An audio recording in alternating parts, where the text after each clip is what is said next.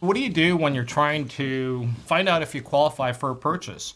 There's a couple things that we look for. The first thing we ask a veteran for is their DD-214. That's a form that they get when they discharge from the military, and that form enables us to kind of basically look at their eligibility. Beyond that, there's another form called the COE, which is a Certificate of Eligibility. So what we typically do is we have a call. The call comes in. We try to qualify the veteran. We will do the Certificate of Eligibility for them. They don't really need to do that. We just need some general information. Once we find out what you're qualified for with the VA, then we can put together a loan program that makes sense for the client. As you reach out to us, we typically just have an upfront and honest conversation about when the member served, and that DD-214 is important that we kind of talked about earlier, and then the Certificate of Eligibility. So we can get all that. The Certificate of Eligibility doesn't take long. It's typically a couple-hour process. It verifies a couple of cool things. The eligibility for the veteran.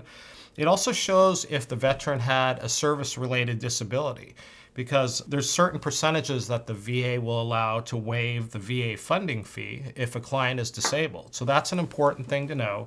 Just tell us what the percentage of disability is.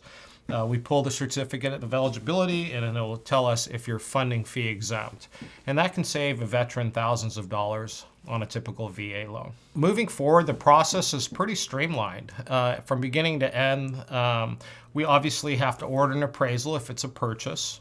We get the qualifying documents together for a client, W-2s, pay stubs, 2 years of tax returns, the typical things that you would have for a VA loan.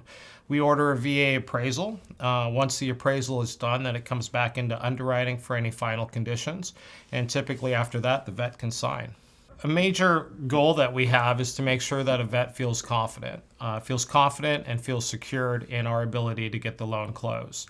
We're going to constantly communicate with a vet, walk them through the process, make sure that they're informed. I mean, there's never really a time where someone would say, where am I at in the process? I mean, there might be, but if a good loan officer is working on your file, he's constantly communicating that point, or she is constantly communicating that point.